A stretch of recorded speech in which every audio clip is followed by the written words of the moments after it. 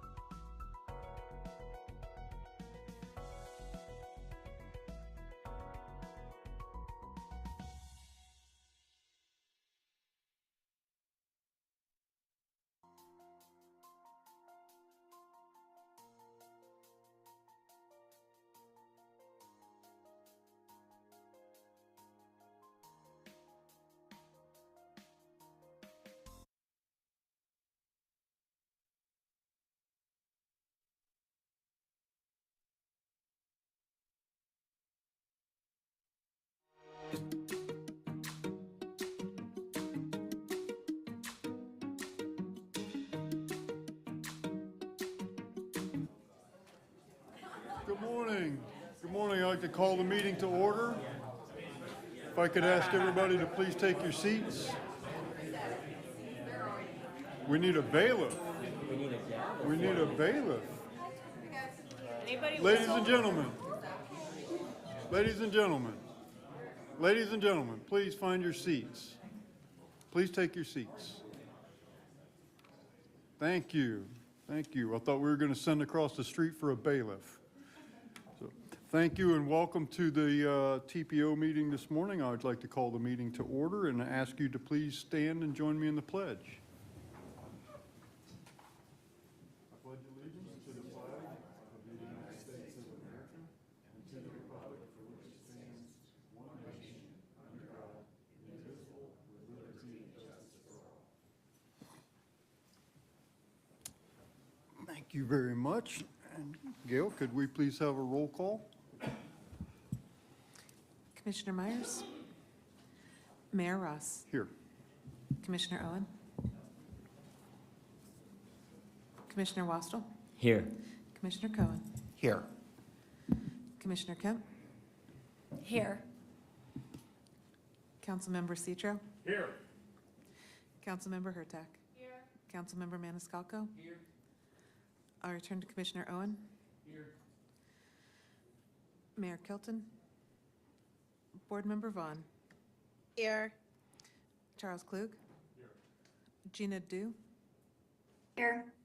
Greg Slater, Angela Pay, Planning Commissioner Soraya. Here. Chair, we do have an in-person quorum. If you would call for a vote of remote consent for, if you would call for a vote of consent for remote participation. Very good, thank you. Is there a motion to approve? Any discussion on the motion? If not, all those in favor signify with aye. Aye. Those opposed? Very good. So Commissioner Myers has asked me to extend her regret for not being able to attend this morning and read a brief message to you into the minutes. And it says, please ensure information regarding my absence is read into the minutes of the TPO board meeting. I will not be able to attend the Wednesday, April 12th board meeting due to another commitment. Very well. Has everybody had an opportunity to review the minutes of March 8th, and if so, is there a motion? Any discussion or corrections to the minutes? If not, all those in favor signify with aye. Aye. Aye. Opposed? No nays. Minutes are adopted. Public comment. We do have two people currently signed up for public comment. The first one is Rick Fernandez. Good morning, Chair. I'll defer my 3 minutes. Thanks. Very Give it good. back. Thank you, Mr. Fernandez. The second one is Michael Marino. Good morning, sir. Hi, I'm not going. I'll Okay, go. this is Chris Vella trying to leave a comment. Hi, I'm Michael Marino. I'm the Can I Executive Director of West Shore Alliance. Thank you all for having me here. I just want to give a comment on the Boy Scout Manhattan project that's before you today as a tip amendment. We provide a letter in support, should be in your packet. I wanted to add, sort of after press time, we did get a note from International Plaza that they are in support. So between that letter and also International Plaza, you have support from sort of the corporate entities there. But this project really was started through the Lynn Gardens Carver City neighborhood and the parents of students at Roland Park and Jefferson schools. This is a very dangerous intersection. It's been dangerous for quite a while. So even though it's new to you, it's actually a major issue that has been coming up in the district for quite a while. We included it in the West Shore Transportation Action Plan in 2018, and I want to give a lot of credit because the city, Plan Hillsborough, and FDOT took the ball, they ran with it, and so now it's before you today to be approved. So I do hope you approve it, and we can make that a safer intersection in the West Shore District. Thank you. Thank you, sir. So Gail, I'm confused. Did we have somebody else on the line? It sounded like somebody else was. Mr. Chair, this is Dan Putnam with HTV. I had a call-in user that called in after the meeting had started, so I wasn't able to check them in. If you allow me, I can unmute them so they can say their name and their reason. Sure. Thank you. Call-in user, the last 2 digits, 10. You're unmuted. All right, thank you. And I apologize for confusion. I did submit the online application to comment on this 30 minutes prior to the meeting, and I called 3 times prior to 10 o'clock. That's okay. We'll hear you. You're in. Yep. Okay. So thank you. So this is Chris Vella, 33605. Nothing major today on the agenda, but there is something that snuck in, and that's the MOU for regional MPO. So this is consolidating all the MPOs together. SCTPA is already a regional board for the TPO. So this is a board of all TPOs from Pinellas and Pasco County report to. They're putting this MOU in your agenda just to check the box saying that they have conferred with you all about what they're planning to do with consolidating the TPO. I'm totally opposed to this, and this is not a checkbox exercise. This is a very serious matter. Essentially, this whole move is taxation without representation. And I know there's some board members currently on the board right now that are elected for local representation and proper use of tax dollars. So essentially, this will allow commissioners from Pasco County and Pinellas to make decisions using taxpayer money from Hillsborough County on transportation projects. So these are larger projects based or more regional, but they might not have concerns over Hillsborough County. And the board themselves, the BOCC and the TPO, actually fund regional boards. So they use taxpayer money that's locally gained to fund this outside board for decisions that are outside elected members, which is insane. So I would strongly just send back the MBO and say that your organization is not interested at all to participate in regional, it's a regional TPO board. And just please note that even though we lost to BARDA, they actually voted to dissolve themselves. And that's because the Republicans in the Florida legislations decided that they were no longer relevant and they defunded them. And here we are again, we're gonna push another regional board to make decisions on behalf of Hillsborough County. And these are decision makers don't even live in Hillsborough County. They live in a rule over other counties. So this is tax theft and it needs to stop today. We have over 12,000 miles in Hillsborough County that we have to worry about, potholes, roads to school, EMS and fire truck access. Those are big problems that we need to address today. So again, please just send back that MAO and tell SCTPA that you're not interested at all to discuss any type of regional matters at all. Thank you so much for allowing me to comment. Thank you, Mr. Vella. I don't believe we have any other public comment. Okay. Next up, we have committee reports and advance comments. I think the first up is Rick Fernandez, our CAC chair. Thank you, Chair. Appreciate it. Good morning, board members. My name is Rick Fernandez. I am your CAC chair. Your CAC met on the evening of April 5, 2023. We convened at 6 p.m. and adjourned shortly after 8. We had 11 committee members in attendance, 7 in the room, supported our 7-member quorum requirement, and 4 members attended virtually. We had 2 action items before us. Action item number 1 was an FDOT requested TIP amendment. I believe it's before you as well on your agenda today, regarding West Boy Scout Boulevard and US 301. Traffic signalization and intersection improvements. The committee did not approve this action item. The committee moved by a vote of 9-1 to communicate to the board that while it endorses the intent of these projects, it is unable to approve the TIP amendment for lack of sufficient detail about the design features of the intersections. Continuing a discussion from the previous month, several committee members again expressed frustration that staff from the affected agency, in this case it was FDOT, last month it was HART, failed to attend the meeting. With neither agency staff in attendance nor design details of the projects, a majority of members did not feel confident in the accuracy of the project descriptions. In this regard, it should be noted that a draft resolution was presented by a committee member and circulated for member review. That resolution is intended to publish the sense of the committee related to agency participation in support of requested committee action. We did not have time to act on the resolution on April the 5th, but I'd expect some action within the next 2 months, hopefully next month.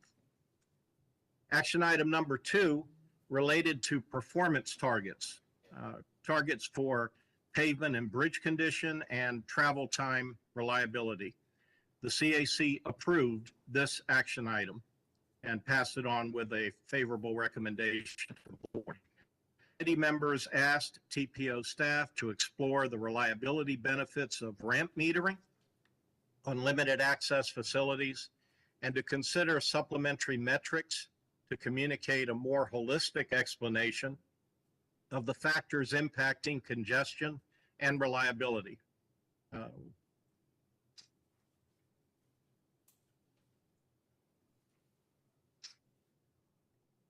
I'm sorry, I want to make sure I'm not being redundant here. And one member also made the comment that we should explore the health effects of congestion on those sitting in traffic jams. The CAC also received 3 status reports. The first status report was presented by a citizen volunteer and neighborhood activist an advocate. You just heard from him, well known to us, Chris Vella. This was a special presentation on bike boulevards that had already been presented to the Bike Ped and Livable Roadways Committee, or advisory committees. The presentation was well received, and CAC members thanked Chris for his efforts in producing a valuable mapping resource for cyclists seeking a low-stress facility on which to ride. One member remarked that USF students may be interested in further developing the map concept into a mobile app. The committee approved a motion to recommend Chris and his presentation for publication to the TPO board at the earliest opportunity. The final two status reports were informational only. There was no action taken subsequent to them. The first status report was made by Thea and related to the connected vehicle pilot results. And the last status report was presented by the City of Tampa and involves safe streets and roads for all grant implementation. As I said, those last two were informational only. A copy of these remarks have been provided to the Secretary for inclusion in the record. If there are any questions, I'll be happy to try to field them. Otherwise, that ends my report. And again, I thank you for your courtesy. Thank you, Mr. Fernandez. Next, I think we have Gena Torres from our TPO staff. Welcome. Good morning. Thank you. Yes, Gena Torres, TPO staff. Regarding the board's two action items today, you've heard from the Citizens Advisory Committee, but in addition, both the Technical Advisory and the Intelligent Transportation Systems Committees received presentations on both of those action items. The ITS Committee approved the TIP amendment for West Boy Scout Boulevard and the US 301 traffic signalization and intersection improvements, and discussed whether signal preemption for emergency vehicles and the option of roundabouts were considered in the study, and they were. The ITS Committee also approved the performance targets for pavement and bridge condition and for travel time reliability, commenting on how traffic flow has changed after the pandemic, so maybe the target should be considered for changing, in the future. The TAC did not attain a quorum. They did discuss these items and didn't offer any opposition or questions or concerns. There was a lot of other great status reports presented from our agencies. Our partner agencies are doing some great work out there. The DOT Safety Outreach on the High Injury Network, the Connected Vehicles Pilot Study, the City of Tampa's Quick Build, and you've heard about the Safe Streets and Roads for All application, the Bicycle Boulevard Special Presentation, Regional Resiliency Action Plan, the TPO's Electric Vehicle Infrastructure Plan, and today you'll hear a status report on the 2050 Long Range Plan Initial Steps. There were other presentations, but those are some of the highlights. I'm going to summarize the public comments, and just as a reminder, we did offer to do this part of your committee meetings or board meetings because the citizens commenting to us that they aren't able to attend this at this time or all the time at these TPO meetings. So we've offered to summarize. Their full comments are in your folders, though. There were no Facebook comments received. On Twitter, in response to a post on bus accessibility, Kevin O'Hare complimented the photo of our Tampa legend, Arizona Jenkins. In response to a post about the Tampa streetcar, Daniel Bridles asked what Heart's ridership is for the entire transit network for the same 3 months. And in a post about Tampa ranking the top 15th for riskiest drivers, Sarah H. asked about the safe ranking for pedestrians. Emails were exchanged with Mr. George Neiman, who requested that the full correspondence is shared with the TPO board, and indeed that is in your packet. The subject centers around better defining what is appropriate or inappropriate to include in the meeting minutes, specifically social media posts. So the TPO staff will ensure that we'll exclude extraneous commentary in those posts. Mauricio Rosa submitted 3 emails. He shared a letter to Federal Highway from the National Association of City Transportation Officials, and it's regarding improving safety for all users on the federal aid projects. He calls specific attention in highlighting that in the United States, highways are commonly thought of as high-speed, limited-access roads designed for motor vehicle travel only. However, 70% of the national highway and federal aid highway system is not limited access, and millions of people live, walk, roll, ride bikes, take transit, push strollers, and go to work and school on these roadways. In many places, the streets are the main streets of a community, and federal regulations and practices contribute to making them unsafe, but overhauling these practices can help save lives. Mauricio also emailed his opposition to forming a regional MPO. He included in the record a 1989 report commissioned by Governor Bob Martinez, and it just highlights, or he highlighted, that the MPO should be the lead agency for public transit investment. DOT should be funding capital transit projects. The local jurisdiction should have taxing authority. Mr. Rosa's last email was regarding I-275 north of downtown, and he emphasized the damage the highway has had on Tampa's historic neighborhoods, causing illness, death, and displacing thousands. He included a video link from the Los Angeles DOT on the inequitable, long-lasting damage to the urban core of their highway building. Lastly, a letter of support was received from the City of Tampa for the action item regarding the TIP amendment for intersection and pedestrian improvements at Boy Scout Boulevard and Manhattan Avenue. The letter speaks to the number of serious injury crashes and praises the collaboration between the city, TPO, DOT, businesses, and residents in that area that all supported this much-needed project. So that is the end of your public comments. Thank you, Ms. Torres. Anything to add, Beth? Yes, sir. Just very briefly, the Policy Committee met this morning and focused on this year's update of the Transportation Improvement Program. Dr. Wong gave an overview of what that process looks like, and then we heard from our local governments and HART about projects that they would like added to the priority list.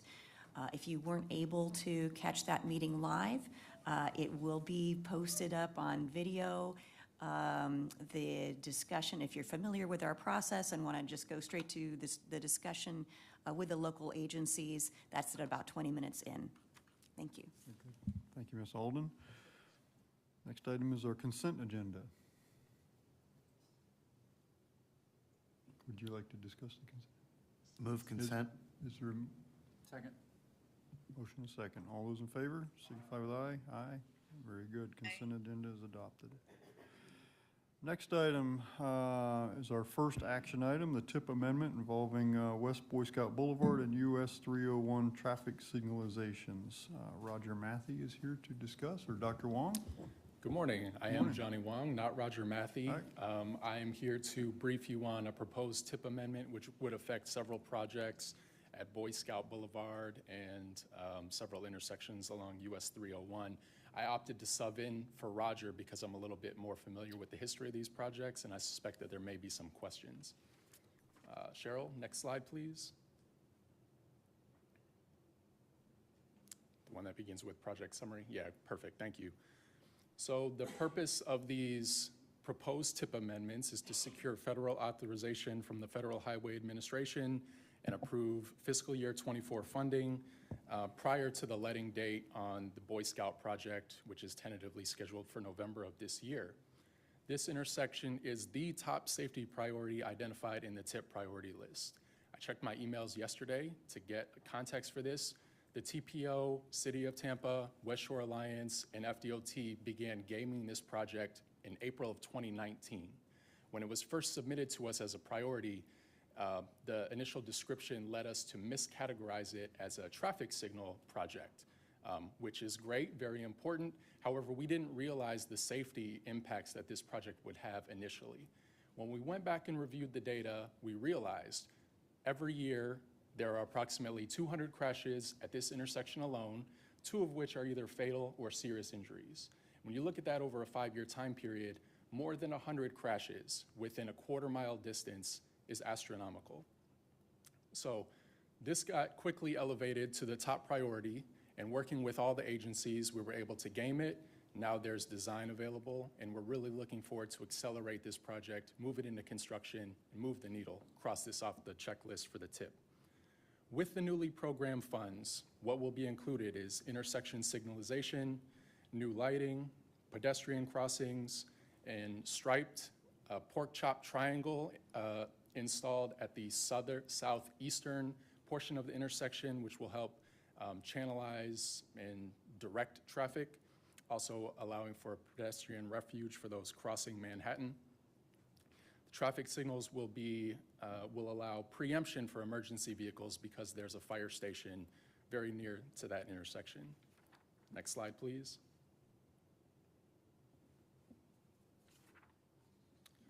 With the approximately $1.5 million, it will accelerate construction on this project to be completed in fiscal year '24. Next slide, please. There are 3 intersections that will be impacted by this proposed TIP amendment along 301, one at the Harney Road intersection, one at Stacy Road, and one at McIntosh. The purpose, again, is to secure federal authorization soon so that we can accelerate project delivery for all 3 of these. Estimated letting date tentatively scheduled for November, just like Boy Scout. These intersections are also among the top safety priorities identified in our TIP. With those funds, they will be used to signalize the intersections, add new lighting, stripe for pedestrian crossings, and ultimately allowing for safer traffic flow. And if you that travel the 301 corridor know that if you happen to stop at that gas station and you're intending on making that left turn to continue northbound, the traffic is not voluminous, but it is consistent enough that it makes it kind of a harrowing experience. The pedestrian crossings at Stacy and McIntosh Road will allow safer access to the Old Fort King Trail, and the northern part of the intersection at Stacy Road is the access point for the John B. Sargent Park. Next slide, please. Design details were not available when we made this presentation to the CAC, but I was able to work with DOT to get renderings and provide them to you this morning. For most of you, this will probably be your first time seeing this. So this intersection is showing Harney Road. A flashing beacon is proposed to install via a span wire. It will also be striped to accommodate turn movements into and out of this intersection. Next slide, please. This rendering, I believe, shows Stacy Road. It will receive a fully actuated traffic signal and be striped. This intersection will allow for safer pedestrian crossings. They're looking at mast arm installations for these fully actuated traffic signals. And of course, these are really important because, like I said, Stacy Road's the access point to the park. So it sees a lot more pedestrian traffic than the other intersections. Next slide, please. Part of this project will be an alignment of Fort King Trail so that it doesn't interfere with 301 anymore. Again, allowing cyclists and pedestrians to use that facility a little bit more safely. Next slide, please. And I believe this is McIntosh. It's going to get a very similar treatment to Stacy Road. Next slide, please. With the funding to be programmed for this project, it will allow construction, again in fiscal year '24, of all the intersections. All the renderings that we've shown will be completed. Next slide, please. And of course, because this is a TIP amendment, we're all aware that we do a little bit more comprehensive public outreach. So 14 days prior to this meeting, we made the presentation available for public review. We presented to all the advisory committees, posted a newsletter, a separate web page. We posted signs all along 301 and at the intersections on Manhattan and Boy Scout Boulevard. Next slide, please. As you heard from the committee reports, we were unable to receive approvals from 2 of our advisory committees. Both the TAC and the CAC, Technical Advisory and Citizens Advisory, did not approve this project. The TAC did not have any objections to it. They were just unable to achieve a quorum, so they couldn't take official action. But the conversation at the table was overwhelmingly positive. I think all of the professional planners sitting on that committee supported the project greatly. The CAC, as you heard, was able to endorse the intent, but at the time these design details were not available, so they didn't feel comfortable approving it without seeing the renderings. Again, it's very unfortunate that we weren't able to provide those in time, but we're providing them to you now. And I actually emailed a copy to the CAC last night for them to review and provide any public comment to you this morning. ITS did approve. That committee had some questions about traffic signal coordination, and thankfully Margaret Kubelins from the city of Tampa was able to answer a lot of those questions. And so the table talk at that committee meeting was also overwhelmingly positive. Next slide, please. The recommended action for you all today is to approve the TIP amendments that we've described for West Boy Scout Boulevard and the US 301 traffic signalization and intersection improvements. And I'm happy to answer any questions that you all have. Thank you, Doctor. Colleagues, any questions for Dr. Wong? Commissioner Cohen? Well, I just want to say, first of all, that it's wonderful that these changes are finally being made on these problematic points within our system. And in terms of the issue with the CAC, is whatever happened that prevented the information from being available to them, is that something that's going to be corrected in the future? Was this a one-time sort of glitch? I do believe that this was a one-off. We take a lot of time coordinating with the local governments to receive enough information to provide to the committees to make them comfortable with the recommendations. However, in this instance, the design renderings weren't available in time, but moving forward, I don't anticipate that this will be a problem. Well, I think I appreciate that. I think it would be, at least in my opinion, not responsible to hold up in any way on this, because this is safety more than anything else. And I think we owe it to the public to move forward as quickly as possible on it. And I'm glad that you think that this is something that won't happen again. But that being said, particularly I can speak to the Boy Scout Boulevard issue. It's critical, I think, that work be done as quickly as possible. And so I'm going to move approval of the item and pending everyone else's comments. We have a motion and a second. Is there comments? We still have questions for Dr. Wong. Commissioner Kemp? Thank you. And of course, I'm very supportive of every way we move down this path to save lives, since we're regularly number 2, I guess, in the nation in pedestrian and bicycle and car crash fatalities. And these are more general questions, but I have to say they come up all the time, and maybe we need a specific presentation. But I mean, just yesterday at the land use meeting, we hit on this again, and I noticed that you said there's a light put up, and I always hear about the process for lights, the warrants and what it requires. And I don't think that I have it quite straight, and I don't know, Secretary Gwen, I know you're here at this time, so, and maybe it requires a presentation in the future, because I'm not exactly sure in what capacity it is data-driven, by what data. I'm not sure if it's mostly a science and a little bit of an art, or how that exactly works. And it came up again yesterday, people in South County, where they said, several people came up and they said it's this horrible, dangerous place. And the woman said, I spent 2 days, and my husband spent 2 days in the hospital in a car crash right in this area. And I asked county staff again to look at it and the warrant situation, and we're trying to explain or at least I was, to the speakers there about the warrants required for traffic lights. And, it just is a constant issue for us. And so I don't know if maybe you'd like to address a little of it now, and maybe we could set up something, because I would really like to nail down, say that I can totally understand the process for that. Sure. In terms of warranting or approving a traffic signal, and obviously I'm talking more about on the state road system, but there is the manual on uniform traffic control devices, which is a federal manual that is incorporated into state law that we're required to follow.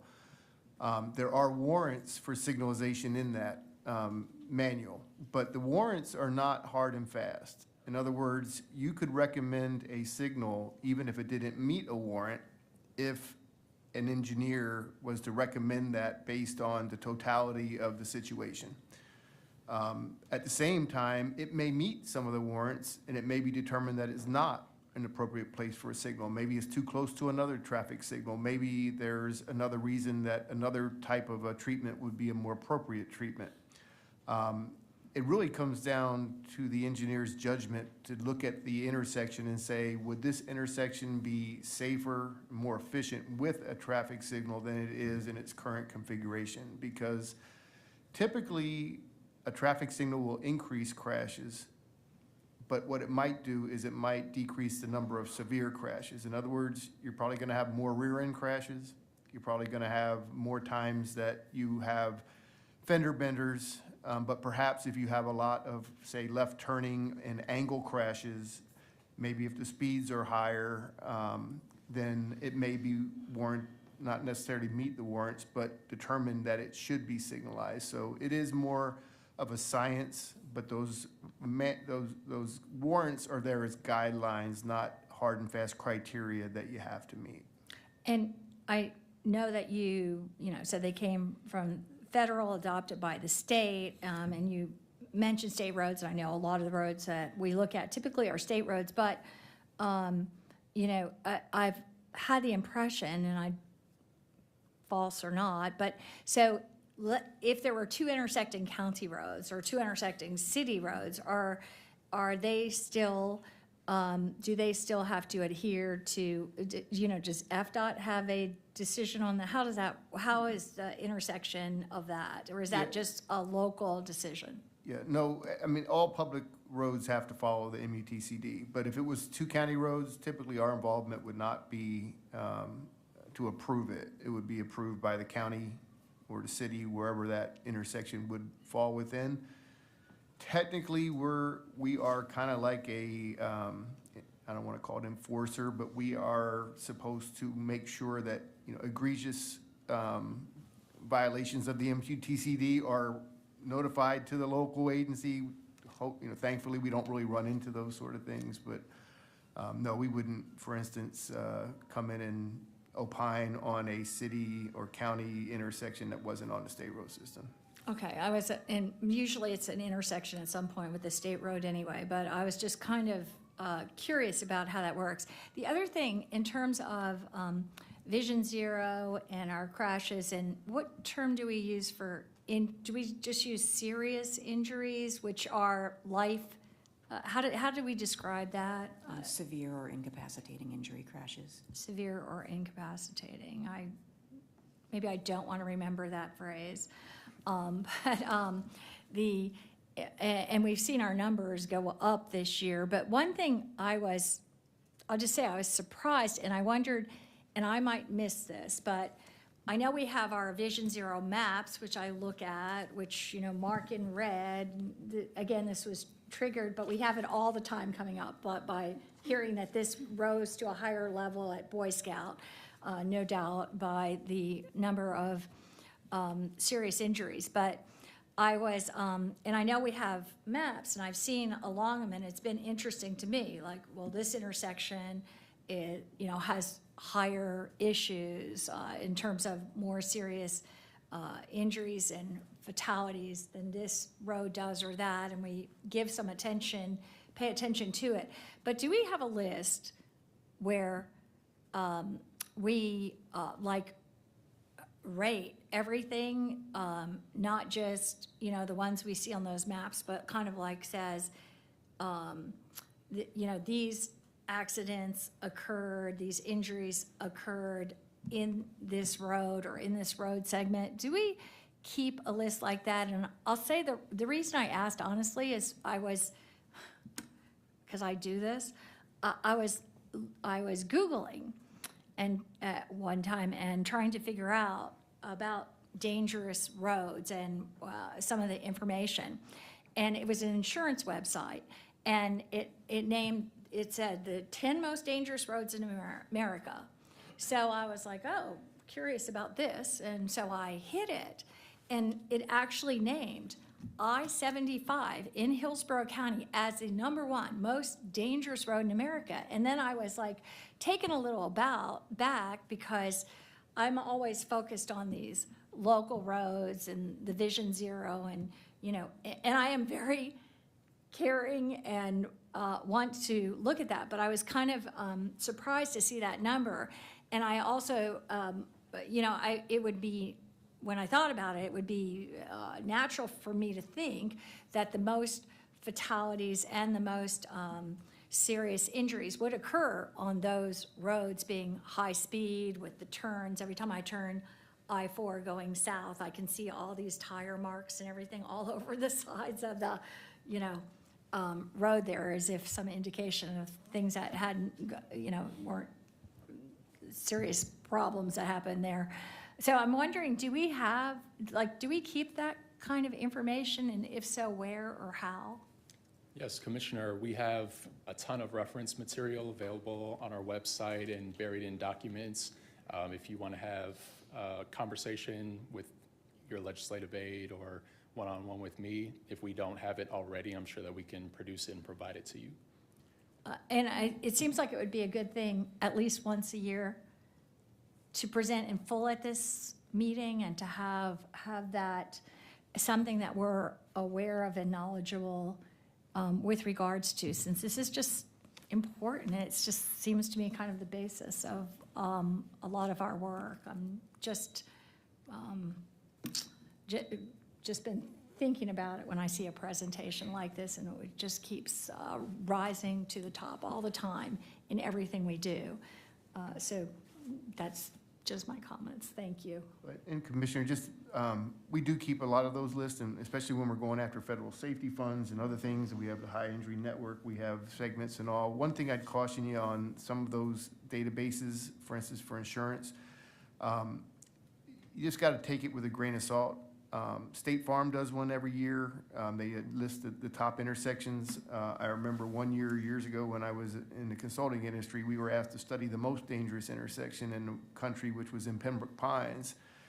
And when we got all the data and we found out that there were regional malls and shopping centers on all four corners, and all the crashes in the parking lots got tied to that intersection. So by the time we tore it out, about 10% of the and it's because they're just doing a big data dump and they screen it. So you have to dig a little deeper when you look at those types of databases. Very good. Thank you. We do have a motion for approval and a second on the floor. Is there further discussion on the motion? If not, would you please do a roll call vote? Commissioner Ross? I'm sorry, Yes. Mayor Ross? Yes. Commissioner Owen? Yes. Commissioner Wastel? Yes. Commissioner Cohen? Yes. Commissioner Kemp? Yes. Councilmember Citro? Yes. Councilmember Hurtak? Yes. Councilmember Maniscalco? Yes. Board Member Vaughn? Yes. Charles Klug? Yes. Gena Du? Yes. Greg Slater? Yes. Angela Pay? Yes. Planning Commissioner Soraya? Yes. The motion passes 14-0. Great, thank you all.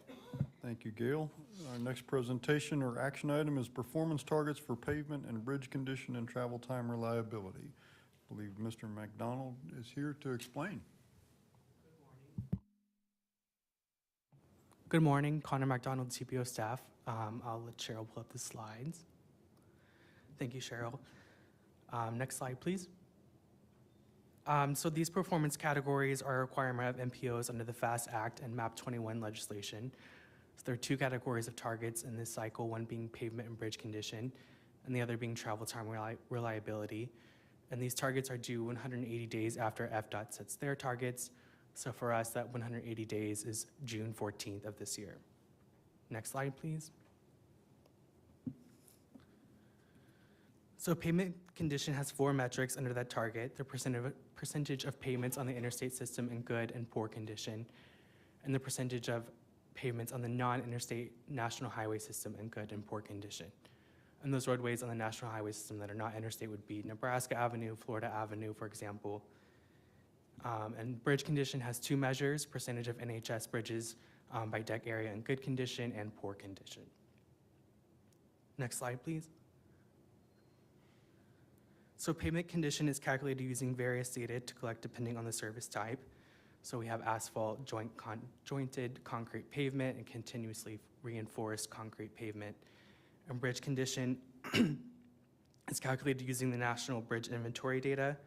A really important note here is that the bridge condition scored does not necessarily equal the safety of the structure. So if a structure is deemed unsafe, action will be immediately taken by FDOT to remedy the situation. Next slide, please. So previous board action was to support FDOT's targets on pavement and bridge condition. And the TPO also elected to submit a letter to FDOT appreciating the level of investment of bridge and pavement condition and asked District 7 to continue that investment. Next slide, please. So this slide shows the proportion of lane miles by maintaining agency.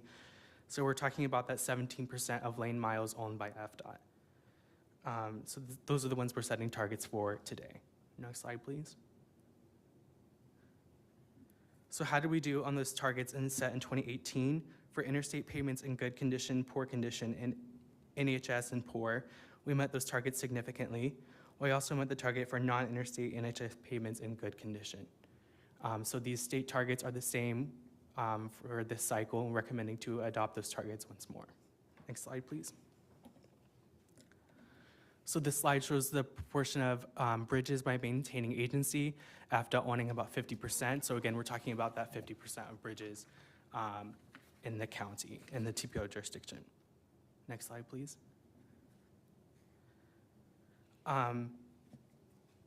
We also met the targets for bridge condition significantly well.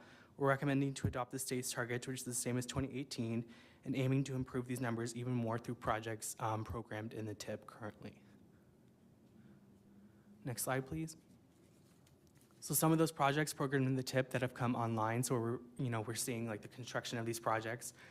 Resurfacing of Southdale Mabry, Bush Boulevard resurfacing, the Howard Franklin Bridge, and various other resurfacing and pavement repair projects. Next slide, please. The next performance measure is travel time reliability. TTR is the dependability in travel times. Drivers typically expect some traffic congestion and plan for longer trips, particularly during busy times. But most travelers are less tolerant of unexpected delays because they can cause travelers to be late for work, for important meetings, miss appointments, or incur extra childcare fees, or rain, for example. Next slide, please. So for example, high reliability means that your travel time is consistent, and low reliability would mean that your travel time varies considerably over a specified period of time. Next slide, please. So how is it measured? Interstate reliability and non-interstate NHS reliability are measured as percentages, so the closer to 100%, the better. They compare longer travel times to normal travel times, factor in occupancy, and convert this to a percentage of total miles. Truck travel time reliability is measured as a ratio of longer travel time to normal travel time. So for this, the lower the score, the better. Next slide, please. So here's how we did on interstate TTR. 2020 saw an increase, but for Hillsborough, that percentage is expected to go down. Considering this, and that we expect some new projects to come online, meaning we're going to see the results of projects that we funded previously, we're recommending a target of the most recent year's performance at 65.6%. Next slide, please. For NHS TCR, we saw upward trends until 2022. While the trend line shows us going upwards with data anomalies from the pandemic, while also recognizing that some projects will come online, meaning we'll see the results of those projects. We're also recommending a target of the most recent year's performance here at 90.1%. Next slide, please. Thank you. For truck travel time reliability, we are higher than the state average, meaning our NHS roads are less reliable for trucks.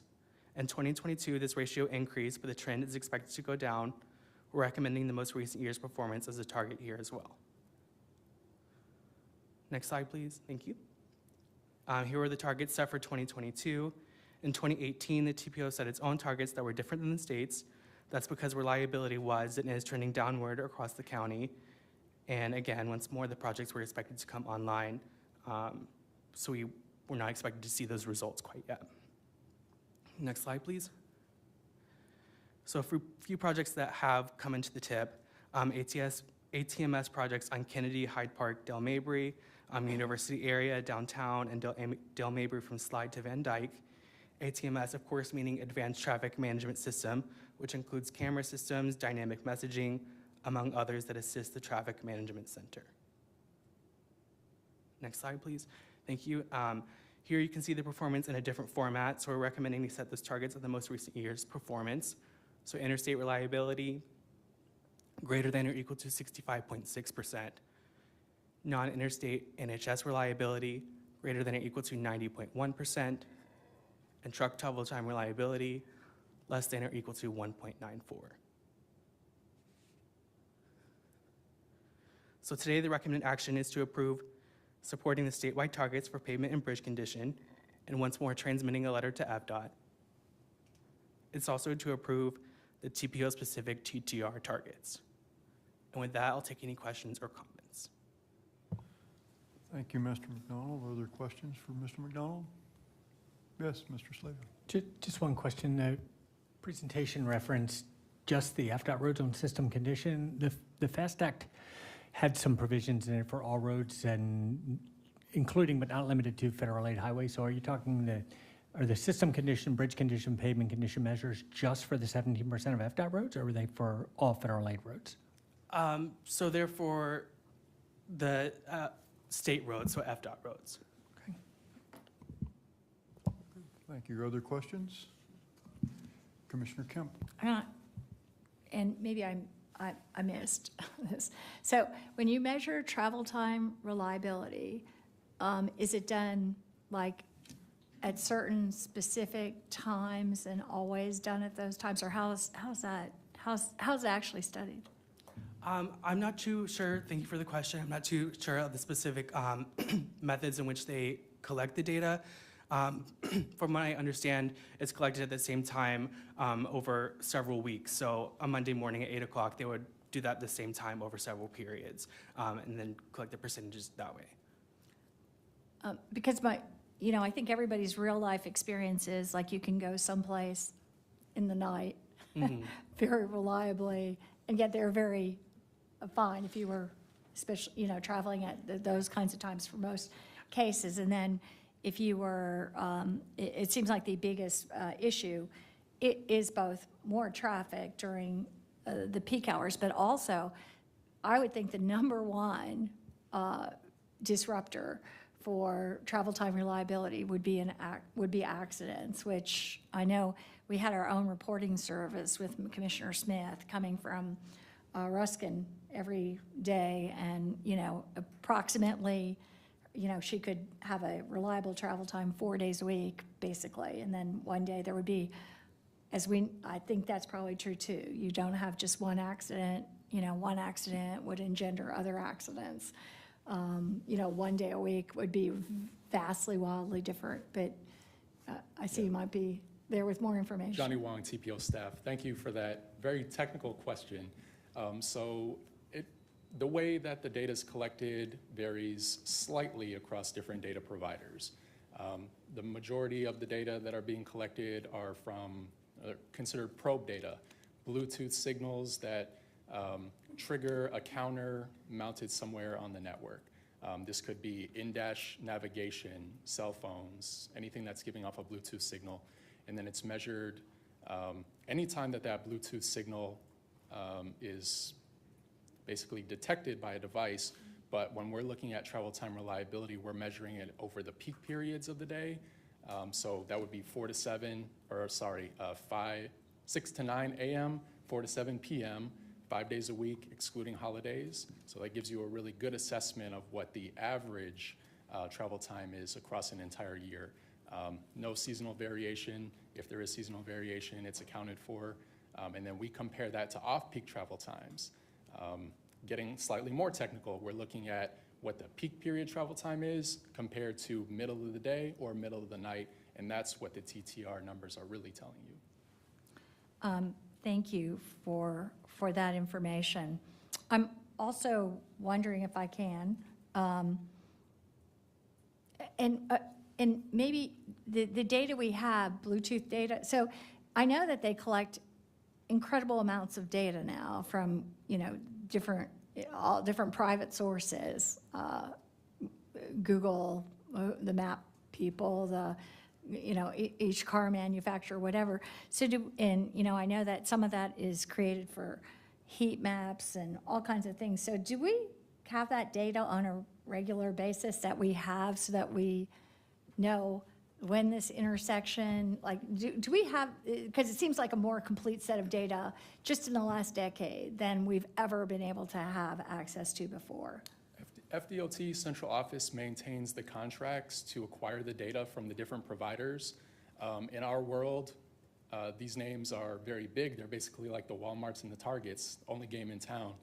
We're looking at HERE data, INRIX, I forget what the acronym stands for, NPM, RDS. These are considered the gold standard to assess travel time reliability. So DOT manages those contracts, and based on MPO partnership, they provide it to us. It's a ton of data.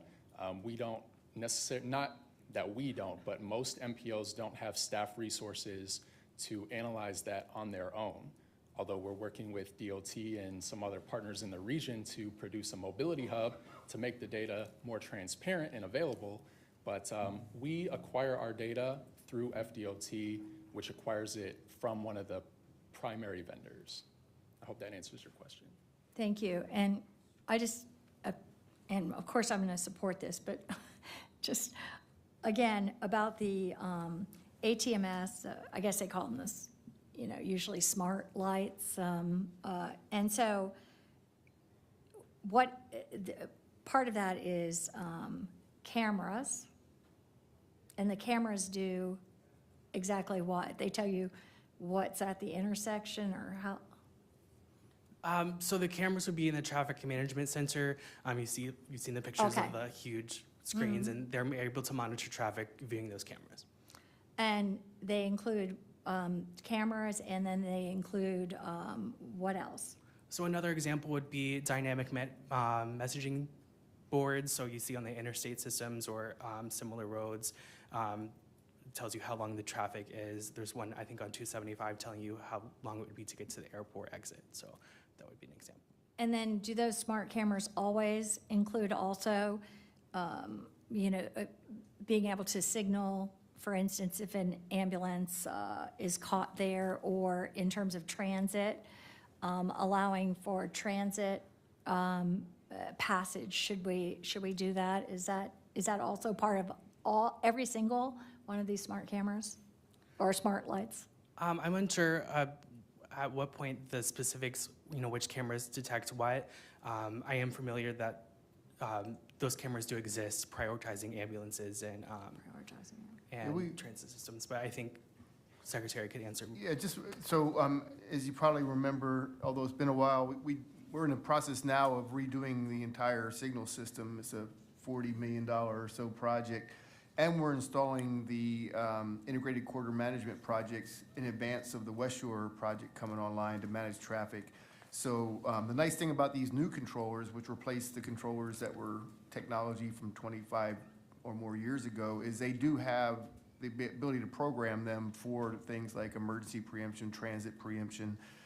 And they're also what they call more adaptive traffic control, which means that as it's collecting all this data through the cameras and other sensors, the program that is behind the scenes running the signals can make its own adjustments based on all of that travel and delay and speeds, but there will also be people in the traffic management center who can look at it, and if they see a big problem, they can override it and manually flush it.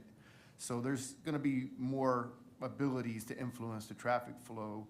In the past, we really didn't have the cameras on the arterials, and so it was hard to see what was going on. With all this, they'll be able to manage the arterials similar to what they try to do when we have an incident on the interstate. And if it means quicker getting the emergency people out there to clear the crash or to get emergency services to help anybody injured, all that will be the benefits. And all those are coming online now. So over the next couple of years, we should see a much better ability to manage that traffic in an active manner. That's interesting. And so is the override or the things done, are they always done because they're visualized on the camera by a human being and done manually? Or is there, I imagine with the preemption, there's a signal that goes off or allowed to do that. But are there times when, or will there be times when, this is what I think most people imagine, and I do too, when I'm sitting at a light for 3 minutes, because I've timed them, just right there. And the road in front of me is empty for 2 of the minutes with, basically no traffic, or maybe a car comes through, which also causes speeding on the main road and, the dangerous conditions as far as I'm concerned. But are those, are there any of these smart lights that can or do, other than manually looking and perhaps adjusting, that can, since our timing seems to be set at that can recognize what is on a street and accordingly? Yeah, and so that's really a lot of what what they call adaptive signal control would do. For instance, like you're saying, if you're sitting there at night and you're at red and there's green and it takes forever to turn red. Well, this could say, okay, I think there's time to turn it green for the side street in addition to the normal time that it does, and then get back before the progression band may be there. Because on the main streets, you're trying to move that platoon of traffic down there and you don't want them to stop more than they have to. But if it would look for those windows of opportunity, it takes a little bit of time to get those working right, and it also takes time to get people to know how it works, because people now, you probably see it, they sit at a traffic signal, and they know that, okay, it just turned red for me, it's probably gonna be another minute and a half, so I'm gonna start looking at my emails. It turns green, and they're sitting there, nobody goes. It takes a while for it to get worked out, but we have some of those systems in now, and we're actually testing them. There's some that are working really good and others that need more work. It's very data intensive, and so you have to make sure all the equipment's working correctly. But I think it won't be too long before we see that being a much more common practice. That's exactly when you said adaptive. And I wondered if there was, I was going to ask next, like, is there any place in Hillsborough County that actually has this going on, and where, if it is? Yeah, we did put them in on, well, one example was on Fowler. We had it on Fowler. When they first put it in, they found a glitch in that road at morning and afternoon peak hour. The sun is right in and it was interfering with some of the cameras, and we ran into some problems. We had to work out the kinks on that.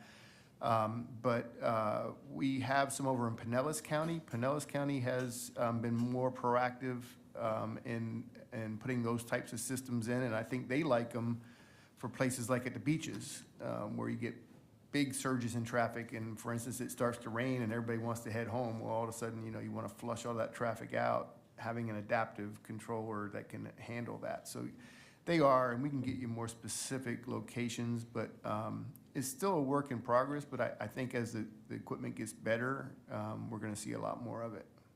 Thank you. Thanks for that information. Thank you, Commissioners. You indicated you were favorable to this. Would you like to move approval? Yes, I thought, do we already have a move? We do not. Oh, okay, I'll move approval. Motion is second. Discussion on the motion?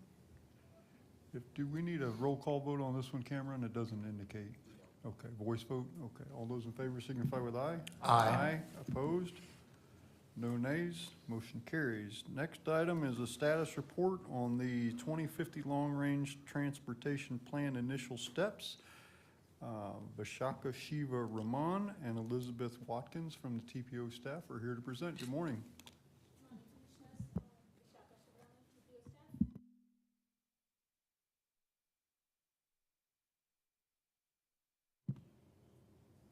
Hello, can you hear me? Yeah. Good morning, Chair and everybody. This is Vishaka Shivaraman, TPO staff, here to present to you the Long Range Transportation Plan initial steps, like Beth had mentioned earlier today. Cheryl, can we have the presentation? Thank you. I'm going to be co-presenting with Elizabeth, so I'll move on to the first part. Next slide, please. This section will talk about the initial steps as we are ready to kick in the process for the 2050 Long Range Transportation Plan. Next slide, please. Just to give you a quick update about what the LRTP is, as you all know, it's a Long Range Transportation Planning document, which is a blueprint for the future for the Hillsborough County. Usually it's produced, updated every 5 years, and it goes for a period of 20 plus years. It looks at transportation projects and improvements in the county that can accommodate the growth and vision for the county for the future. Next slide, please. I would like to move on to a few of the data set and the maps that go into the production for the Long Range Transportation Plan. This is a map that staff prepared this year, which is a dot density map, as you call it. It gives an idea about where the jobs are currently as of 2020, which is the base year for the map production. The dots will give you an idea about the jobs and population shown in purple and orange. Next slide, please. This is another chart that is currently a draft chart that has been produced by the Planning Commission, who deals with the population projection in the county. They did this analysis based on census data and various calculations to show the population growth compared to 2020, compared to 2050 by jurisdiction. So here you can see the map, the chart by jurisdiction, and also the total for the county. Next slide, please. Sorry. If you don't mind, just because the captions are blocking the graph, Yes. I just wonder if we can identify as we're going, on that slide that you just had, I just wanted to be clear what they were. Right, in other words, I think the one on the right is unincorporated Hillsborough. What's the one on the left? So the leftmost starts from Plant City, Tampa, Temple Terrace, unincorporated county, and the last one is the total. That's the total for all these four graphs. Okay. So each of this bar represents, the light blue color represents 2020, and the dark blue color represents 2050, split by jurisdiction.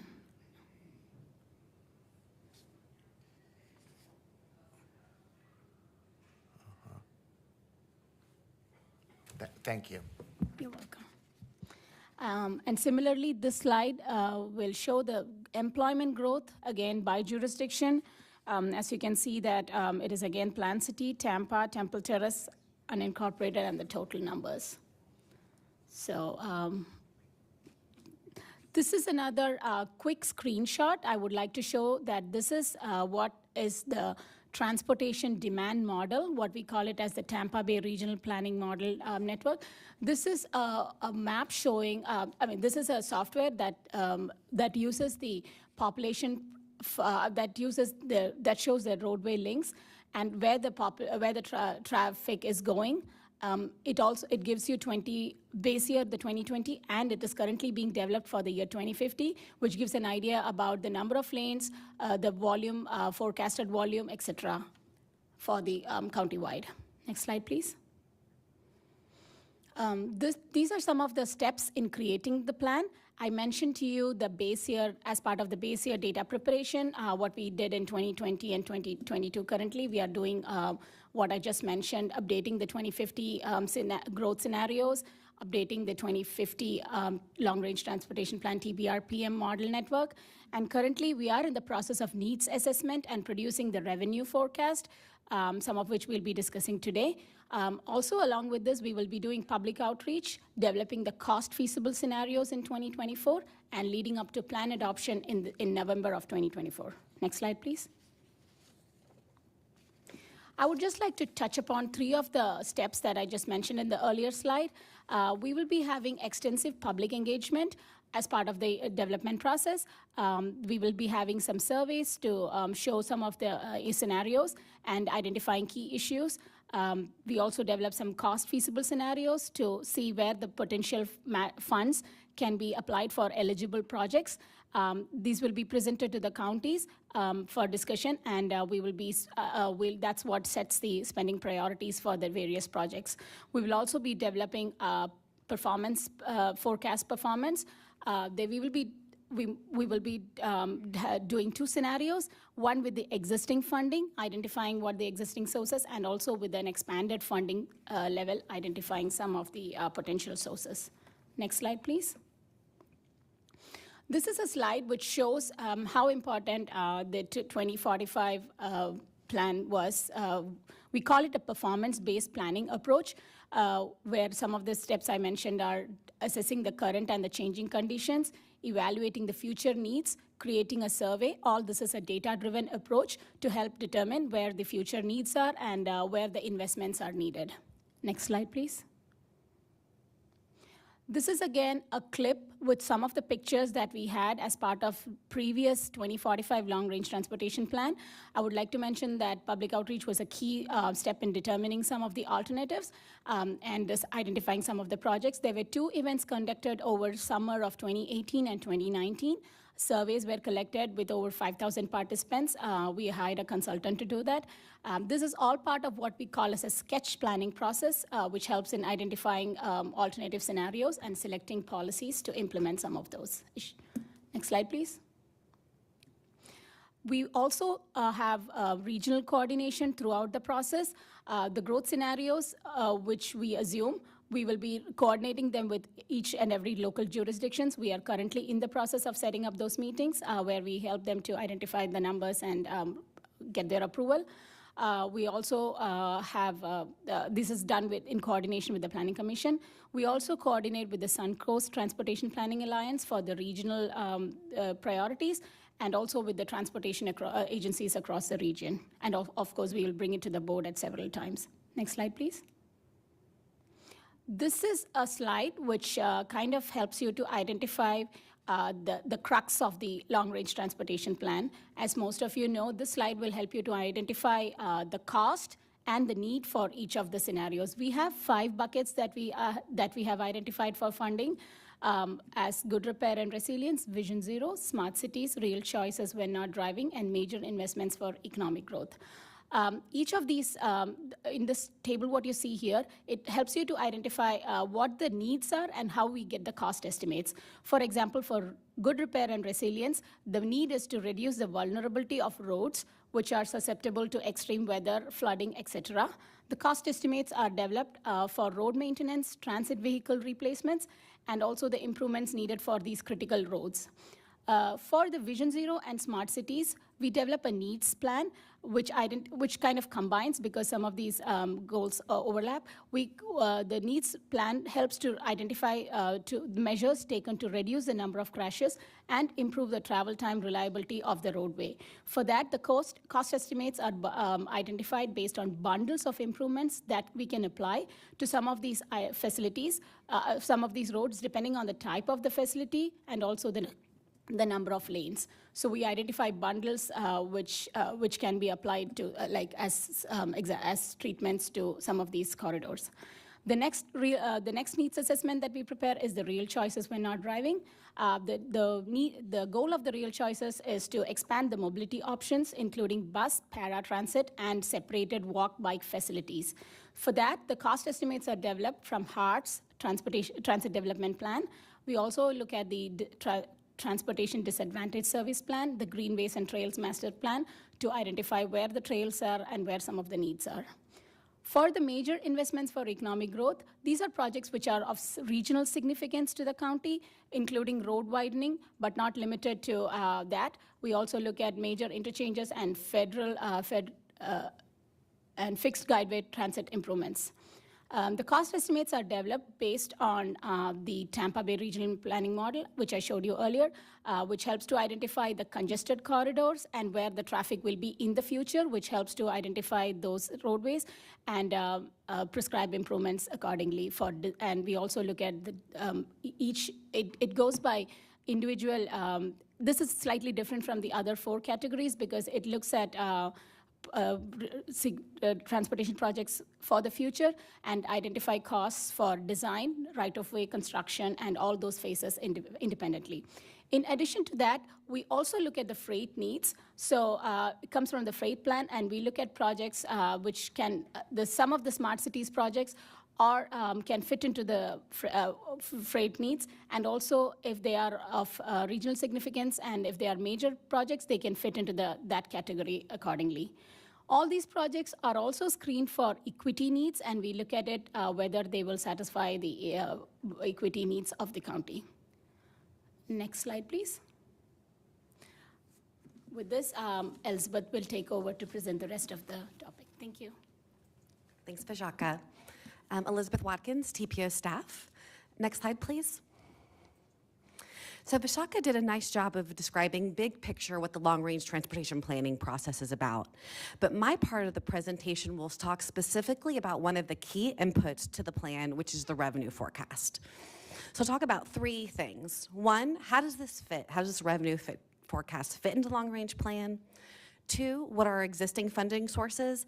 And then 3, what are some currently unlevied sources that could be considered for future consideration in the long-range plan? Because this is a 25-year plan. We're forecasting revenues from today to 2050. Next slide, please. So one of the key questions that the long-range plan seeks to answer is how exactly do we estimate what our community can afford?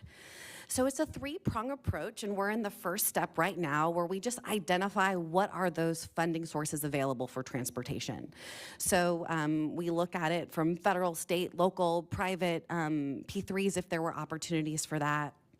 And then the next phase is aligning those needs, those transportation projects, with those eligible funding sources. So we expect that to happen probably later this fall, bring to you some scenarios after we get some direction on potential revenues, as well as after the needs assessments are complete. We'll bring that to the board for your direction. And then the final step in this process will be in November of 2024 when the TPO board actually allocates those revenues to the major programs and projects. Next slide, please. So I know this is a little small, but this is a scenario from a previous long-range plan that I think does a good job of contextualizing what we're trying to do here. So this is one of 8 scenarios done to kind of illustrate what projects could be funded with revenues available.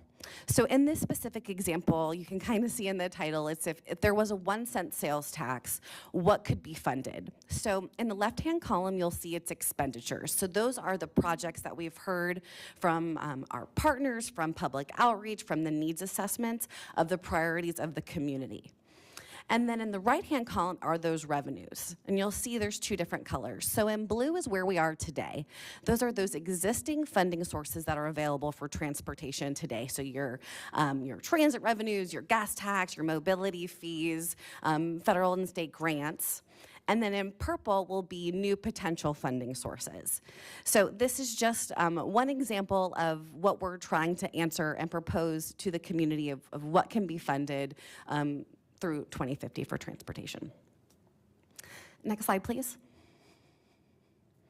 So I won't go into the gory details with this, but just wanted to illustrate what those existing funding sources are today.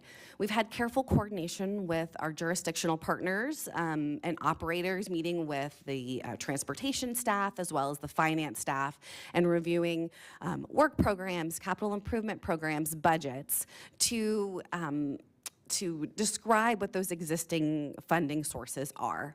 So this first slide just kind of will eventually summarize those federal, state, THEA revenues, turnpike revenues, those, and we're really lucky that our partners at those agencies do their own revenue forecasts, so we will be incorporating those into our long-range plan. Next slide, please. So the gas tax is a primary source of transportation funding. So this is just a breakdown of 2023 estimates and our proposed growth rate, which is consistent with FDOT's revenue estimating conference. And just as a reminder, in Hillsborough County, we level 7 cents of the 12 cents available. Next slide, please. We will also be including the community investment tax through 2026, because at that point, that revenue source will be sunsetted. But that bit of funding will be included. Next slide, please. Mobility fees, of course, are a really important source of transportation revenue, so this will be documented and included in the forecast. Next slide, please.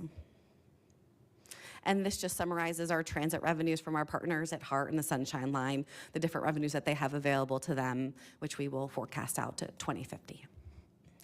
Next slide, please. So this is the slide where staff would really love some direction from the board. And that's specifically on those future revenue sources. One, is it a reasonable assumption that there would be new revenue sources that we should take the data exercise to go through and identify and project out, understanding that if any of these were to be pursued, the TPO board doesn't have the authority on that. That would be the respective jurisdictions. But this can be a really valuable data exercise in case those scenarios were to occur. So some things that we've thrown around with the committees and at the staff level is if there was an increase of 1 mil for all of the jurisdictions to go to transportation. If there was a new sales tax no earlier than 2029. What if there was a reauthorization of the CIT and a larger proportion went to transportation? So there's a variety of things that we are considering, but would really appreciate any direction from the board. And then the last thing I'd like to mention, we will be workshopping the entire revenue forecast with our technical advisory committee and the citizens advisory committee, because those two committees in particular have shown great interest in the revenue forecast, and we'll be working closely with them to integrate their feedback. So with that, we'll be happy to take any questions about the long-range plan or the revenue forecast in particular. Very good. Thank you very much. Good presentation. Board members, we do have some items still left on the agenda in our time remaining. Are there any questions regarding this? Commissioner Wolfstall? This has been a long meeting, and I know that we have a lot left, so I'm just going to be very brief, that I find it very dangerous to continue to push a 1-cent sales tax when the voters have just rejected it for the past 12 years. So I think that we need to be mindful of that when we're putting displays on, suggesting to people that we might be going after it again. Good. Commissioner Kemp? Thank you. Well, and I'll just respond to that. The voters passed it by 57% in 2018, so it's not the voters that have rejected it. And this time, even with a very conservative, relatively so, I think that would be something we could all agree on. Voter turnout, it only failed by about 1% among voters, and that's when it was canceled by the courts for a period of that time. People were told not to vote on it. So just to be clear about the genesis of that, but I was going to ask about is there any about the electric vehicle charging fee? Is there some kind of state statute, or is there, what's the conversation about that? Just forecasting if there were to be more revenues brought in through electric vehicle charging, and they were applied, those revenues were applied to transportation, what could be funded? Maybe Secretary Gwynn would know better if there's something at the state level. So I know there's been discussion, I'll be honest, I don't know if right now there's a current bill, but discussion about how do electric vehicles pay for using the roads if there's not a gas tax that they don't fill up. So there's been discussion about is perhaps doing an additional registration fee that would be paid every year for that, or perhaps at some point go to a mileage type of a reimbursement on all vehicles, but I don't think that's been figured out yet. But there is a lot of concern about transportation revenues in the future, given that if the amount of electric vehicles continues to expand like it has been, we would expect to see gas tax revenues decrease.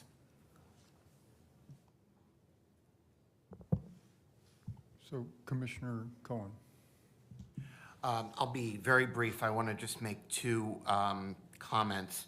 The first is on the first part of the presentation, particularly related to the issue of regional coordination.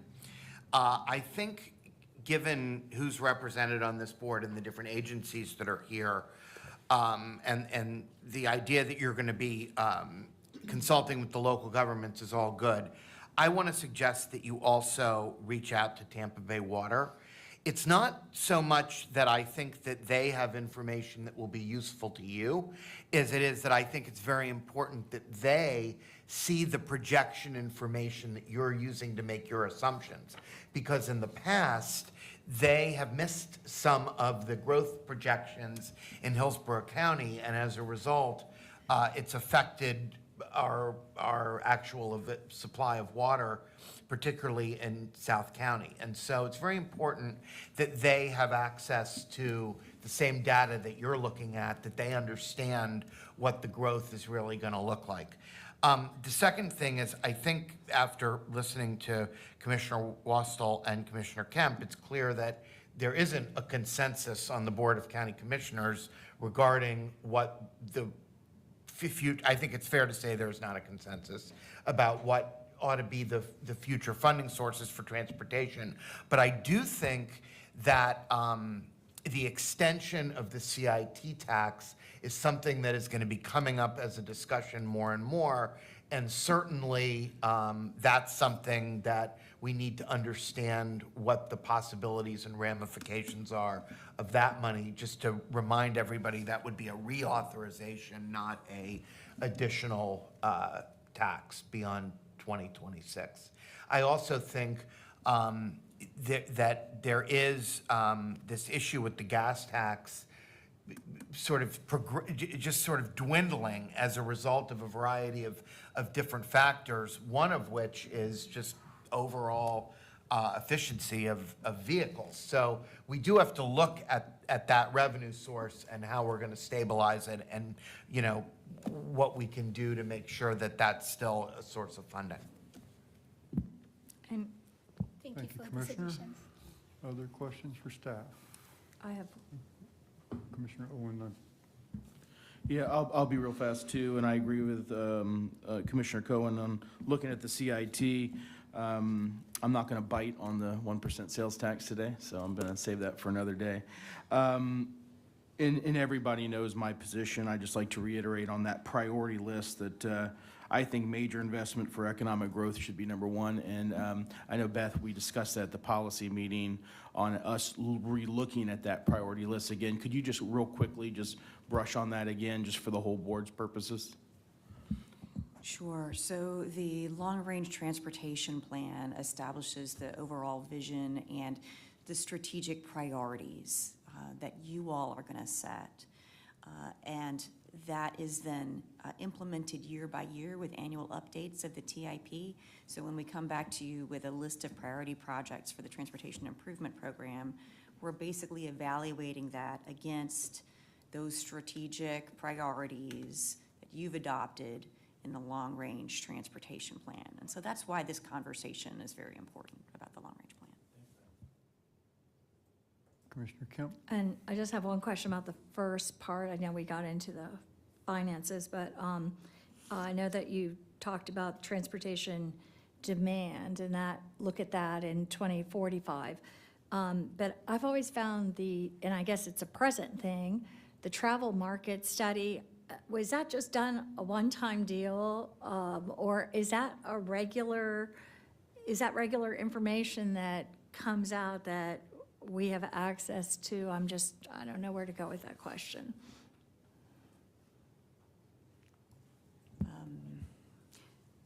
We can pull any data that you need if you identify for us what origins and destinations you'd like us to look at. But we don't present that like on a regular basis, like every year, a couple years or something like that, because that like being as a present situation. So it'll come back to you in some form during the long-range plan update. You'll get kind of a snapshot of, what information are we getting from that regional travel demand model about how growth affects traffic volumes and traffic demand and transit ridership demand after we've added all of that population growth into the system. Because I've always kind of found that the most enlightening for me anyway. Thank you. Okay, very good. Thank you so much. Appreciate it. So we have, next up is a Transportation Disadvantage Program update from Josh Barber and Jerry Stickney. We have 35 minutes left of this meeting. I don't know how long your slideshow takes to go through. It will be very quick. Okay. I can assure you. Hello, everybody. Josh Barber, TPO Staff. I'm the staff liaison for the Transportation Disadvantage Coordinating Board.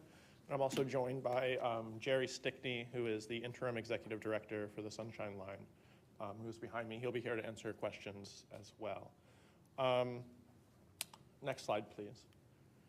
So a little bit of a background on the Transportation Disadvantage Program. The Florida State Legislature created the Commission for the Transportation Disadvantaged in 1989 to provide transportation of last resort for people who have disabilities, who are older adults, who are low income, as well as children at risk.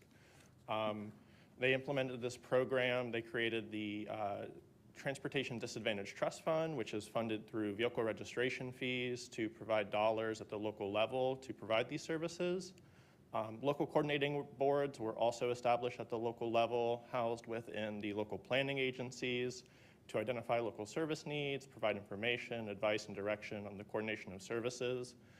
These boards consist of, they're spelled out in state law, agencies such as the DOT, the Agency for People with Disabilities, the Lighthouse for the Blind, the Department of Health, and other social service providers, as well as users of the system, such as people with disabilities.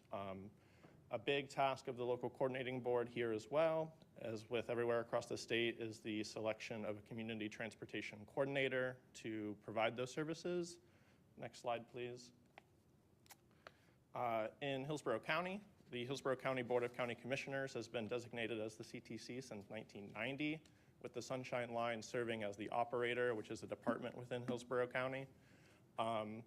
I provided the 2022 revenues here. The CTD provides approximately $2 million that is determined through a formula grant that the state establishes. The county provides around $5 million, and there's a few other revenue sources for the Sunshine Line as well. Next slide, please. How does the Sunshine Line provide service in Hillsborough County? There are two primary ways. The Sunshine Line will provide door-to-door service for clients who are eligible, who live outside of HART's service area, or who are physically unable to ride HART buses. And then they will provide bus passes or subsidized HART paratransit for those within HART's service area. Next slide, please. TPO staff is responsible for facilitating a coordinated system. So we provide a staff liaison for the local coordinating board, kind of facilitate dialogue around community issues and coordinate among the various agencies that provide transportation locally and regionally. We get a planning grant from the state, from the CTD, to do an evaluation of the system every year, create a service plan, report on revenues, trips, et cetera, to the state. We also have a process for grievances for any clients that may experience issues, and generally advise the TPO board, the state, the county on TD issues and needs. Next slide, please. So like I mentioned, we do an evaluation of the system every year. The metrics, the performance metrics, are spelled out in the service plan every year as well. They include reliability, effectiveness, efficiency, availability, safety, as well as user input. The last evaluation was finished in January, and it covered fiscal year 21 through 22, ending June 30th, 2022. And you can see the standards and the performance. There was one area where performance was below the standard, and then two that were right on the cusp, obviously coming out of COVID. Some of these are a little low, but improving year over year as well. Next slide, please. A 5-year trip trend. This shows system-wide trips as well as trips provided specifically by the Sunshine Line. There are agencies in the county that receive $5310 through the DOT. This comes down from the federal government. Those agencies are required to have coordination contracts, and they report their trips to us, which we then report to the state. You can see the Sunshine Line trips are up, even above pre-COVID levels, but system-wide, still a little low. Next slide, please. In addition, TD Tampa Bay is a very exciting program that's been restarted recently. It's providing cross-county trips between Hillsborough, Pinellas, and Pasco counties, as well as late-night trips for late-night service workers, as well as medical services. And once again, just to reiterate, it does serve as transportation of last resort. So if a client is able to get a trip through another means, they are required to do so. This is funded through the state, the Innovative Service and Development Grant, which the state legislature appropriates money for every year, and it's a competitive grant process. And these trips are provided on demand through Uber and Lyft, which is a nice change. Usually, trips have to be requested a few days in advance for the normal system. Next slide, please. So some current challenges and opportunities. The service plan identified generally limited funding available for transportation improvements across the county, as well as the fixed route bus service. The land use, low density development patterns, of course, do not help facilitate mobility, especially for those who have disabilities. And a general lack of awareness about the resource of the Sunshine Line across the county is another major opportunity for us to continue to expand service.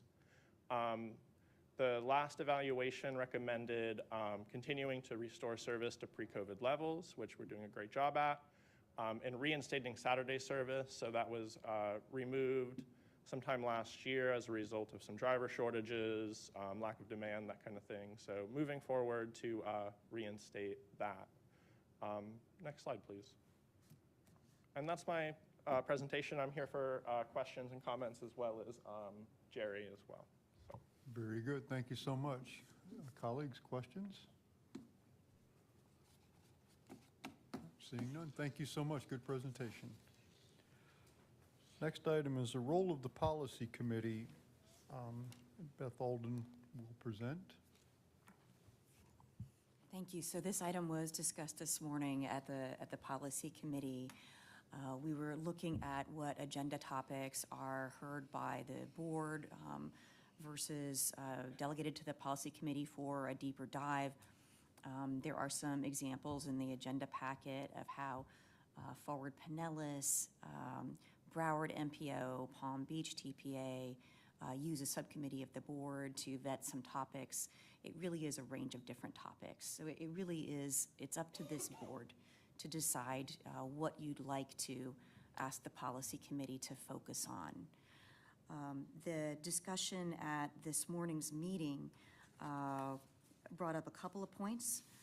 One was that we should seek not to duplicate items between the board and the policy committee.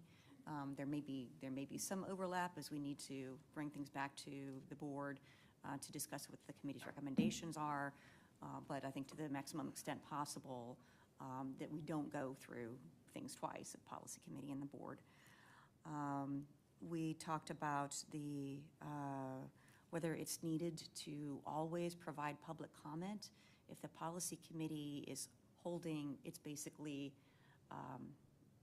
like a mini board workshop with no action.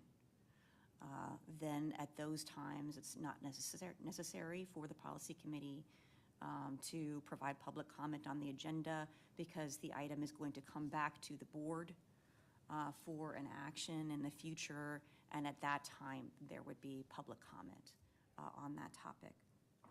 I also provided for you in the agenda packet a proposal of specific topics for the policy committee to look at over the next 6 months. Next month, it would be timely for us to look at the proposal to merge with Pinellas and Pasco MPOs. There's a draft memorandum of understanding that was presented at the TMA leadership group at the end of March. That is probably a topic that should be discussed by the full board rather than delegated to the policy committee. So my suggestion to you on that is that in May, we hold a longer board meeting, cancel the policy committee meeting, which will allow us to get through our regular business items at the board, as well as have that, kind of deeper dive discussion on the merger topic. The policy committee would then not typically meet in June or July. In August, that would be timely to make a decision about narrowing the executive director semifinalists to probably the top 2 finalists for the full board to interview. So that's our proposed policy committee topic for the August meeting, to have that discussion of how the semifinalist interviews went and recommend to the board. In September, you would be actually interviewing the executive director finalists at the full board. So at that time, it would make sense probably to cancel the policy committee meeting and hold a longer board meeting. And then in October, it might be timely to do a deeper dive discussion into the long-range transportation plan, financial scenarios. Right now, we are very much in a data exercise, but which scenarios would you like more information about, and which would you like circulated to the public for comment? At some point, we need to have some feedback. And so that could be a good topic for the policy committee to dig into at the October meeting. You'd then obviously be working with your new executive director after that, both on what topics you'd like at the policy committee versus the full board, and also on, ultimately what lands in your cost feasible long-range transportation plan in 2024. Any concerns about that approach or additional guidance on what you'd like the policy committee versus the full board to be discussing?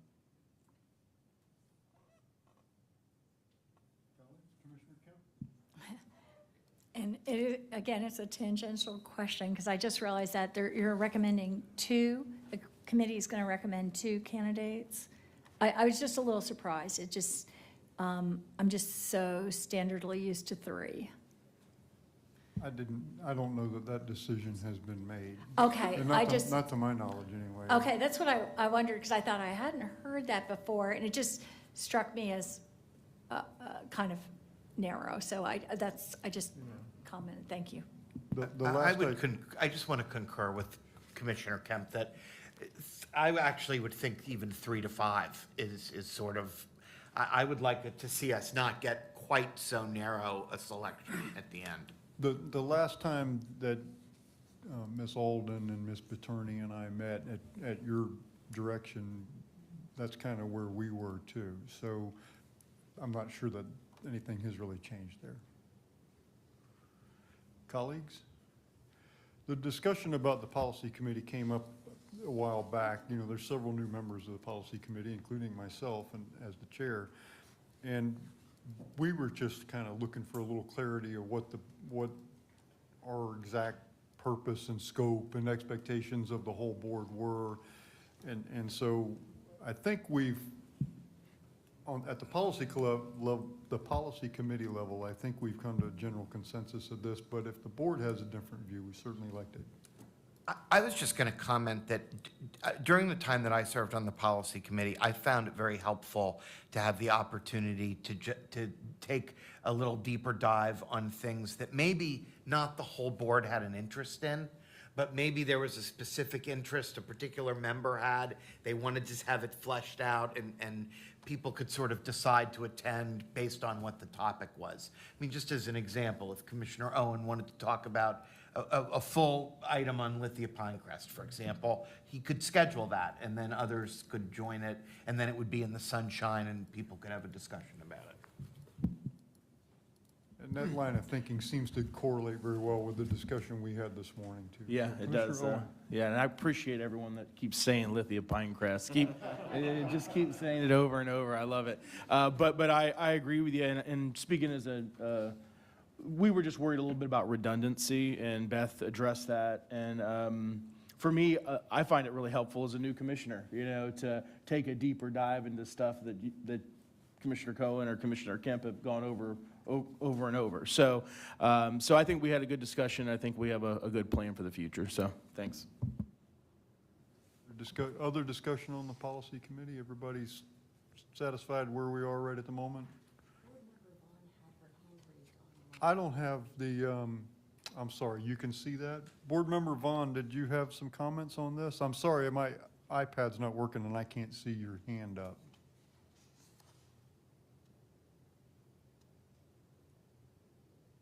It might have been up since 10 o'clock. Sorry, can you hear me? Yes, ma'am.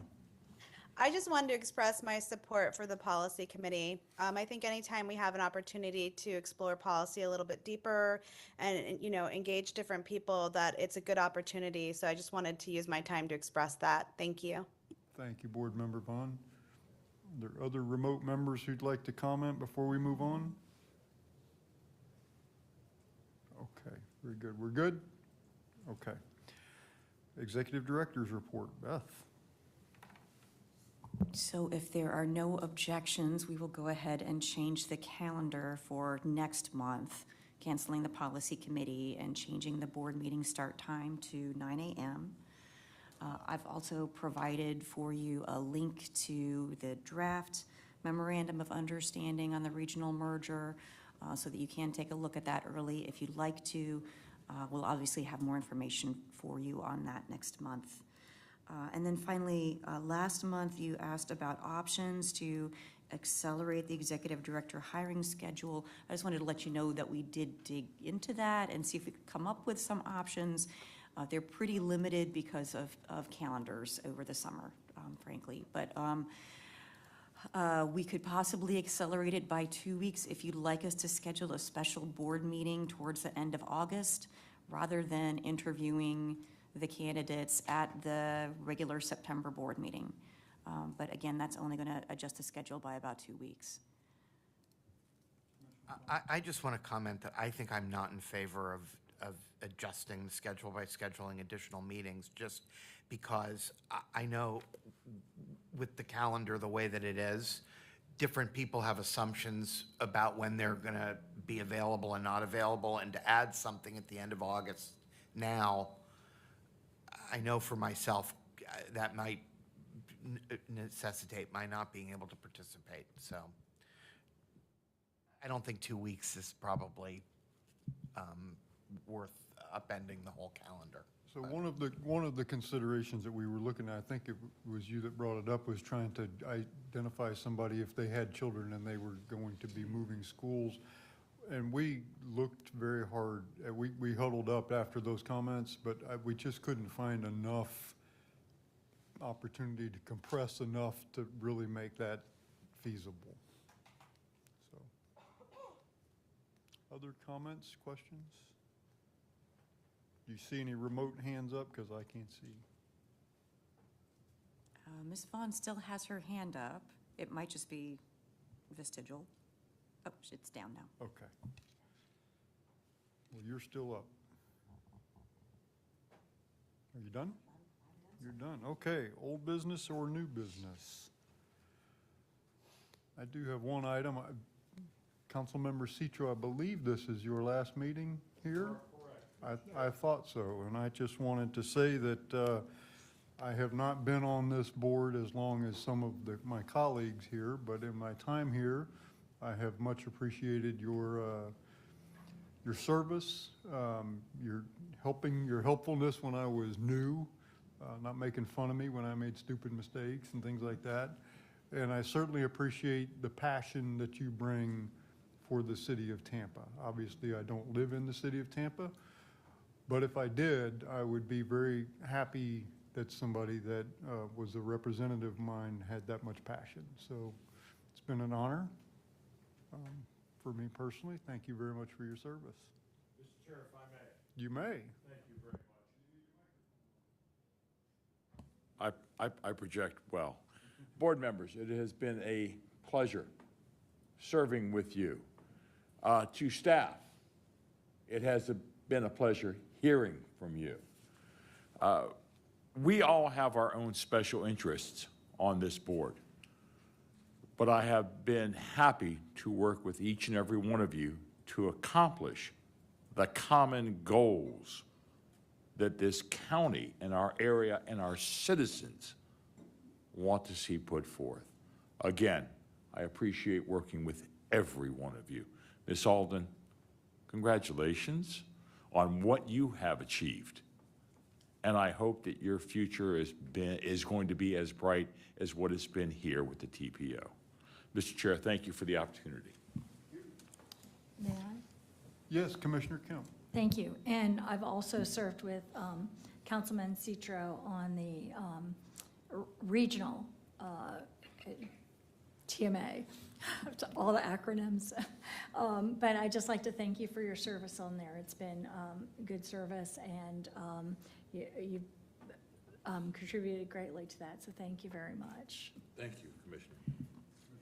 I also wanted to add my voice to that and say, Councilman Citro, that it occurred to me on Monday that it was your last meeting of the Tampa Bay Regional Planning Council, and I know that you've also represented the city of Tampa very ably there and with the same passion that you bring to the TPO.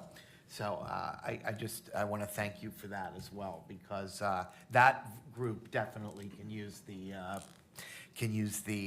extra energy. Thank you, Commissioner. Is there other business to come before the board? If not, is there a motion to adjourn? Second. Anybody want to vote against that? All right, we'll be adjourned. Thank you all.